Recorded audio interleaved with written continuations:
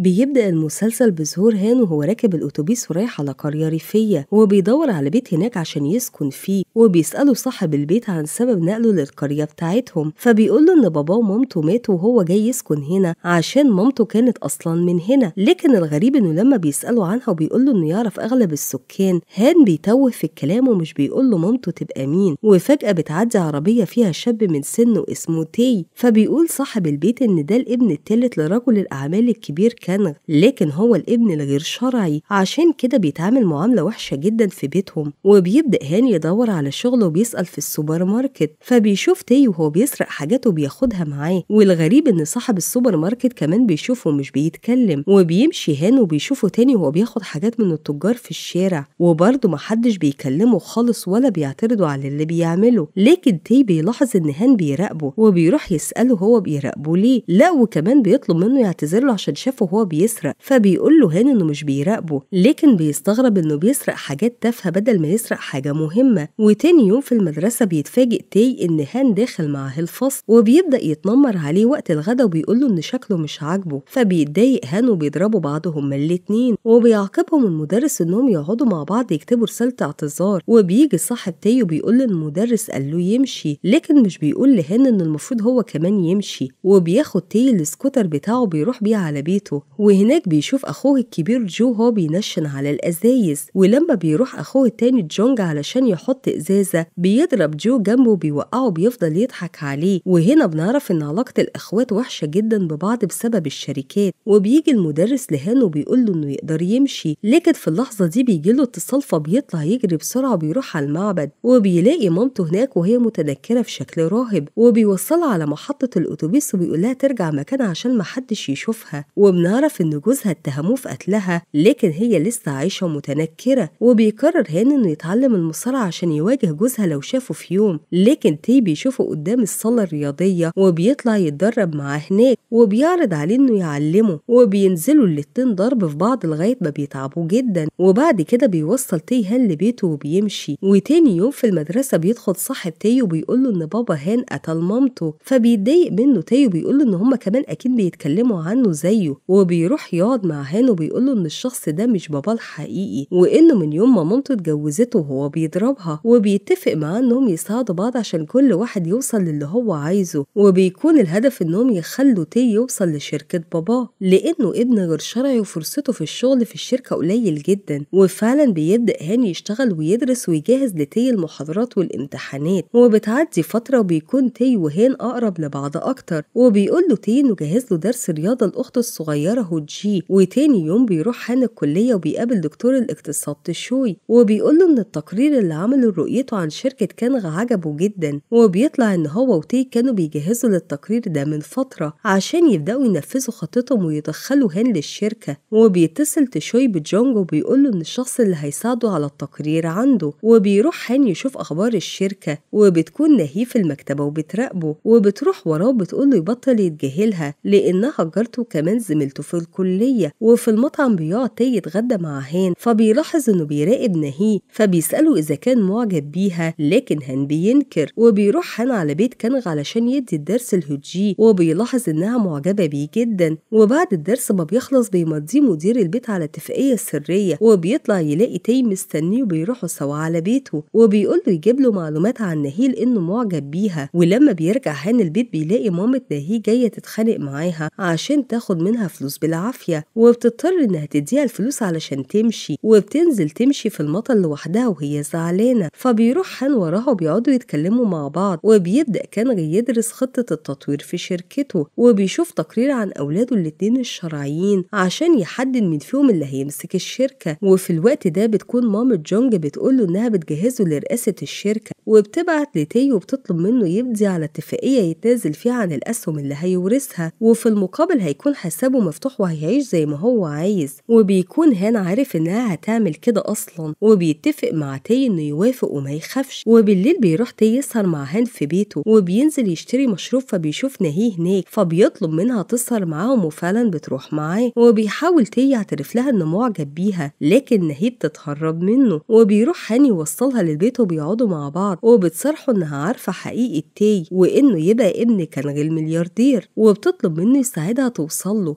وبتقوله إن هما الاتنين شبه بعض. وفي الوقت ده بيكون تاي بيراقبهم وبيسأل نفسه ليه هان ما قالهوش إنها ساكنة قدامه. وبيروح هان البيت يلاقي تاي قاعد مستنيه وبيقوله إنه هيبات معاه النهارده، لكن مش بيقوله حاجة عن نهيه. وتاني يوم على الفطار بتطلب هوجي من باباها إنه يخلي تاي يتعشى معاهم، فبتتضايق مامتها منها وكمان أخوها الكبير، لكن باباها بيقبل وبيبقى واضح إنه مدلعها جدا. وبتروح مراته وراه وبتقوله إنهم اتفقوا يبعد تاي عنها خالص لأنه عارف مامتها عليها وهو متجوزها، ومن يومها وهي واخدة موقف. فبيقول لها إنه عارف اللي عملته والتنازل اللي خلت تاي يمضي عليه، وبيقول لها إن كده كفاية. فبتروح تجيب له التنازل وبتقوله إنها مش مهتمة غير بكرامتها. وبيتصل كانغ بتاي وبيبلغه بالميعاد بتاع العشاء، وبنشوف كانغ وهو بيتكلم مع المحامي بتاعه على الاتفاقية اللي عملها من وراه واداها لمراته، وبيهدده إذا عمل حاجة تاني من وراه مش هيسيبه. وبنروح لجونج وبنشوفه هو قاعد مع الدكتور تشوي وبيناقشوا الخطة الاقتصادية الجديدة. وبالليل بتتصل هوجي بتاي وبتقوله إنها عازمة على العشاء، وبيروح يقابلها في المطعم وبيلاقي إن نهي بتشتغل هناك، فبيعرفها على أخته. وبعد الأكل بيروح يتكلم معاها وبيحاول إنه يتقرب منها، لكن نهي بتقوله إنها مش بتثق في الناس بسهولة. فبيرجع البيت وبيقول إنه هيخليها تثق فيه. وبيجي يوم العشاء بيروح تاي على بيت باباه، فبيطلع جو أخوه الكبير وبيتعمد يضايقه، فبتدافع عنه أخته. وهنا بيزقها جو بإيده فبتعضه نهي وبتتجنن عليه. وبتستغل مامتها الفرصة وبتقول إن اللي حصل ده بسبب تاي. وبيعرف كانغ الأخبار وإن تاي مشي على طول ومقدرش يقعد بعد اللي حصل. وبيروح هان وراه بيلاقيه عند البحر، فبيتكلم معاه وبيقوله ما يخليش اللي حصل يضايقه، وبيطمنه إنهم قربوا ينفذوا خطتهم. وعلى العشاء بتتكلم هوجي على اللي حصل مع تاي، فبتقول لها مامتها تسكت لكن هي بتمشي وبتسيبهم. فبتروح مامتها وراها وبتضربها بالقلم وبتقول لها تتعلم ازاي تحترمها. وفي نفس الوقت بينفعل كانغ على ابنه جو بسبب اللي حصل، وبيقول له ان ده بيته مش من حق حد يغير اي حاجه بيقولها. وبتعرف مامتها ان هان يبقى صاحب تاي، وبتمشي هوجي من البيت من غير ما بتقول لهم. وبتتصل بهان وبيروح يقعد معاها، لكن بتتفاجئ انه اتصل بتاي وقال له على مكانهم. وبتتفاجئ ان نهي ساكنه جنب هان، فبتتضايق وبتحس بالغيره. وبتوصل رساله لهان من مدير البيت انهم استغنوا عن شغله. وتاني يوم بتصحى هوجي وبتعرف انهم مشوا هان، فبتعمل نفسها رايحه المدرسه وبتنزل من العربيه وبتروح تقابله. وبتفضل تقوله انها معجبه بيه وعايزه ترتبط بيه، لكن هان بيقول لها انها مجرد صاحبه عمل وهو بيشتغل عندها. فبتمشي هوجي وبتنهار في العربيه، وبتكون نهي شافت اللي حصل فبتروح تقوله انه غلطان، لكن هان بيتضايق وبيقول لها ما تتدخلش في حياته تاني. وبتشوف مامة نهي وهي بتسرق فلوس من المكان اللي بتلعب فيه قمار، فبيروح صاحب الفلوس تاني يوم على الجامعه وبيمسك نهي وبيطلب منها تقوله على مكان مامتها. فبتقوله انها ملهاش علاقه بيها وبتسيبه وبتمشي، لكن هو بيروح وراها وبيحاول يضربها. فبيظهر هان وبيضربه وبيبعدوا عنها، وبياخدها على المدرج وبيقول لها تشوف مكان تقعد فيه فتره على ما الموضوع ينتهي. وبيعرف تاي اللي حصل فبيجري على نهي علشان يطمن عليها. وبيكون هان قرر يرجع لها تاني بعد ما مشي، لكنه بيشوف تاي معاها فبيمشي. وبالليل بترجع نهي البيت تلم حاجتها عشان هتعيش عند تاي فتره. وبيجري هان وبيقابلها وبيطلب منها ما تروحش، لكن هي بترفض وبتقول ان ده حلمها ولازم تحققه. بس بعد ما بتمشي بترجع تاني وبتخبط عليه علشان يفتح لها، لكن هان بيرجع في كلامه وبيختار تاي هو كمان على الحب. وبعد فتره بنشوف ان تاي يشتغل في الشركه عند باباه كموظف عادي، وان هان اشتغل هو كمان كمطور اقتصادي. ومن هنا بتبدأ خطتهم في التنفيذ. وبيكون اليوم ده الاجتماع السنوي للشركة، فبيطلب كانغ من هان يقعد يتكلم معاه وبيقول انه عارف عنه كل حاجة، وانه هو اللي دبر لجوز مامته جريمة قتل مامته عشان يخلص منه. وبيفهمه انه هيشتغل معاه لانه عارف انه ذكي جدا لكن لازم يحذر منه. وبتعدي 5 سنين وبيبقى هان قريب جدا لكانغ، وبيتضايق جو من كده وبيقول انه حاسس انه بياخد حجم اكبر من حجمه. وبنشوف هان وهو بيقول اخبار الشغل الكانغ، وبيعرفوا ان النائب السياسي اللي هم رشحوه هينفذ كل طلباتهم. وبنرجع سنة عشان نشوف هان وهو بيتفق مع النائب على المشروع الجديد، وبيكون عبارة عن مدينة كبيرة باسم كانغ. وبالليل بيجتمع تاي مع هان ونهي وبيتناقشوا في اللي بيحصل. وبنعرف ان كانغ بيجهز واحد من اولاده عشان يسلموا الشركات، لكن جونج بيكون عامل علاقات كتير من ورا باباه عن طريق مامته، وبيقرب من نائب تاني منافس للنائب اللي باباه عايزه يكسب. وبنشوف ان في حد مراقب كل تحركاته وبيبعتها لهان. وبيقول هان لتاي ان جونج بيرتب علشان يفرض نفسه على رئاسة الشركات ولازم ياخدوا حذرهم منه ويعرفوا كانغ باللي بيحصل. وبيكسب النائب اللي بيشجعه بيشجعوا جونج على منافس باباه، فبيتجنن كانغ لما بيعرف لأنه فقد رئاسة حزب بالكامل، وبيعرف إن ابنه جونج هو السبب، فبيقول للهان إنه هينتقم منه، وبيطلب هان من ناهي إنها تراقب مدير الحزب اللي بتشتغل معاه لأنه من فريق المنافس اللي كسب. وفعلا بتروح ناهي وبتحاول تتقرب منه لكنه بيصدها وبيظهر إنه مش سهل خالص. وعند هوجي بتتفاجئ إن مامتها عايزة تجوزها تشان ابن رجل أعمال شريكهم، لكن هوجي بترفض وبتقول لها إذا حاولت تجبرها هتموت نفسها. وبتروح ناهي المكان اللي فيه اجتماع الحزب وبتكون عاطية فلوس للمسؤولة هناك عشان تتجسس عليهم، وبيعرفوا إنهم ناويين يتهموا كانغ بقضايا فساد ويفككوا الشركات، وإن ده هدف جونج لأنه عايز ياخد الشركة الرئيسية وبس. وبيقول هان لتي إن كل اللي بيتم هو رسم له بالظبط، وبيوعده إن محدش من إخواته هياخد حاجة من الشركة. وتاني يوم بيروح يقابل يوان الشخص اللي بيراقب له كل حاجة، وبنعرف إنه هربان من كوريا الشمالية وهو مقعده في كافيه وبيدفع له فلوس. وبيعرفوا إن النائب عامل جمعية خيرية مزيفة بيجمع فيها تبرعات، وبيروح لكانغ وبيوريه الحاجات اللي اشتراها النائب لبنته وأسرته بعد ما فاز. وبتشوف مرات كانغ وهي بتستوجب الدكتور بتاعه عن صحته، فبيقول لها إن عنده مجرد ضغط دم، لكن هي بتهدده بنشر معلومات ابنه اللي ساب كلية الطب وهو عايز يمسكه قسم في المستشفى، فبيضطر إنه يقعد وبيحكي لها على حقيقة مرض كانغ بالقلب وإن حالته متأخرة وخطيرة. وبتشوف جونج وهو بيحاول ياخد المحامي لصفه، وبيوعده إن الشركات اللي مكتوبة باسمه على الورق هتبقى ملكه فعلا. وبيقدر يوان يهكر موبايل جونج وهو نايم، وبيعرف الاتفاق اللي بينه وبين المحامي، لكن بيعرف إنه مش ناوي ينفذ اتفاقه. وبيوري هال لكانغ صور المحامي مع جونج، فبيقول له يجهز اجتماع وياخد موبايلاتهم منهم عشان ما يقدرش يبلغ جونج بالقرار المفاجئ. وفعلا تاني يوم على طول بيعمل كده، ومش بيعرف المحامي يبلغ جونج باللي بيحصل. وبيعمل كانغ اجتماع طارئ وبيخلي ابنه جونج رئيس شركة صغيرة من الشركات، فمش بيقدر جونج انه يرفض، وفي نفس الوقت بتبقى خطته باظت. وبتشوف محقق في مكتب المدعي العام بيجيلهم بلاغ بفساد في شركة كانغ، فبيروحوا بسرعة على هناك علشان يحققوا ويلموا الأدلة من المكان. وبيكون كانغ في مكتبه وبتروح لمراته وبتتخانق معاه بسبب ابنها، فبيحس بالتعب وبيحاول ياخد الدواء، لكن العلبة بتقع منه على الأرض وللأسف مراته بتسيبه وبتمشي. وبيدخل هان وبيلاقيه واقع على الأرض، فبيتصل بالطوارئ وبينقلوه على المستشفى. وفي اللحظة دي بيتصل المدعي العام بالمحقق في الشركة وبيطلب منه يمشي، ومش بيصدق المحقق نفسه لكن بيضطر انه ينفذ الأمر. وبيروح جو جونج وهوجي ومامتهم على المستشفى، وبتقول مامتهم انه كان كويس لما مشي. وبيتخانق جو معاهم لانه كلهم بيطلعوا عارفين ان عنده القلب ما عدا هو. وبيدخل هان وبيقول لهم ان الدكتور طلب منهم يمشوا. وبتقول مامة هوجي تجهز نفسها عشان الجواز وان الموضوع ده هيساعد اخوها في شغله، فبتتصل تعرف مكان تشان العريس فين. وبتقول مرات كانغ لابنها انهم هيستغلوا فرصة مرض باباه ويعلنوه هو رئيس للمجموعة. وبيعرف تي الخبر وبيروح يقابل هان، وبيكون متوتر جدا وحاسس بالقلق لان اذا باباه مات دلوقتي هيفقد كل حاجة. لكن هان بيطمنه وبيقول له ان كل حاجة ماشية مظبوط، وبيتصل بيه جو فبيروح يقابله وبيطلب منه جو انه يكون المساعد بتاعه. فبيقول له هان انه علشان يوافق لازم يكون المقابل مغري. وبيمشي فبيقابل مساعد جو هو داخل، وبتشوف جو هو بيضربه عشان يهدي اعصابه، وبيقول له يخلي حد يراقب هان. وبتشوف ان كانغ كويس اصلا وبيطلع كل ده تمثيل، وان هو وهان اللي رتبوا للموضوع ده، حتى البلاغ هم اللي قدموه عشان لما يمشي مكتب المدعي العام وما يلاقيش حاجة محدش يقدر يتهمهم بالفساد تاني. وبيسأله كانغ ليه بيساعده ومش بيطلب اي مقابل، فبيقول له هان ان عايزه يساعده وقت ما يقع في مشكلة كبيرة. وبيوصل لاخر ورقة وهي ورقة تي، وبيقول له ان انسب حد دلوقتي يبقى كبش فدا، وبيقدر يقنعه انه يشتغل معاهم ويبقى في الشركة الرئيسية. وبيروح يقابل تي اللي بيكون واقف قدام البحر وبيفتكر مامته يوم ما ماتت، وبيقول له هان على الحقيقة، فبيضربوا تي وبيتهموا انه خبى عليه لانه مش واثق فيه. لكن هان بيقول له انه عمل كده عشان اذا اتكشف ما يوقعش معاه في مشكلة. وبتروح هوجي تقابل تشان وبتقول له يبعد عنها لانها مستحيل تتجوزه. لكن الغريب ان بعد ما بتمشي بيتصل تشان بمامته بيقول لها ان العروسة عجبته، وبتطلع على هان وبتطلب تتكلم معاه، لكن هو بيسيبها وبيمشي. فبتقف تضرب بتضرب عربيته بكعب جزمتها ومش بتمشي، فبيرجع لها هان وبيقول لها إن اللي بتعمله غلط، وإن حتى لو باباها وافق على جوازهم فهو مش هيقبل يعيش معاه وهو أقل منها. وتاني يوم بتعمل مرات كان اجتماع مجلس الإدارة عشان تخليهم ينتخبوا ابنها رئيس الشركة، لكن بعد ما بيخلصوا بيجيلهم خبر بكارثة في الشركة اللي ماسكها جونج، وبيكون يوان نزل كل الأسهم هدايا وبأسعار أقل من قيمتها في السوق. وطبعا كل ده بيبقى من ترتيب هان، وبيقول هان إن اللي حصل ده لازم يوصل للنيابة لأن دي أموال مودعين، وفعلا بتبعت النيابة على طول استدعاء رسمي لجونج. وبيروح تاي أخيرا يقابل باباه وبيطلب منه يعترف بيه قدام الناس كلها، فبيوافق كانغ على طلباته وبيرجع على بيته وبيعمل عشاء كبير وبيكون فيه تاي. وتاني يوم بيوصل كانغ الشركة على كرسي متحرك وبيكون تاي هو اللي ماسكه، وبيقول له قدام الصحافة والناس كلها يا بابا، وبكده بيبقى كانغ نفذ اتفاقه معاه. وبيروح كانغ مع هان وتاي على مكتب المدعي العام وبيحقق معاه المحقق في البلاغ اللي جاله، لكن تاي بيديله فلاش الأول يشوفها وبيكون في صور ليه مع رجال أعمال مشهورين وبيتهموه هو بالفساد، فبينقلوا رئيسه المدينة الصغيرة لغاية ما الدنيا تهدى. وبيترقى هان وبيبقى مدير القسم بتاعه كله، وبيشوفوا الدكتور تشوي اللي شغاله أصلا في الشركة وبيتضايق جدا. وأول ما جو بيعرف بالخبر بينزل ضرب في المساعد بتاعه، وبيجيله تليفون من واحد صاحبه فبيروح يقابله. في نفس الوقت بيعرف جونج إن مامته سابت البيت وبيروح على باباه وبيعتذرله على اللي عمله هو ومامته، فبيقول له كانغ إنه هيسامحه المرة دي بس. وبتشوف جو هو مع صاحبه وبيعرف منه إن هان وتاي صحاب من زمان، وبيقول كانغ لهان إنهم محتاجين سيولة علشان يقدروا يكملوا مشروع المدينة، وعلشان كده هيبيع شركة من الشركات الصغيرة وهيخلي تاي هو مسؤول المفاوضات. وبيحذر هان إذا حصل أي خطأ من تاي لأن هو اللي جايبه على مسؤوليته. وبيكون تاي في اللحظة دي مع ناهي وبيعرض عليها الجواز،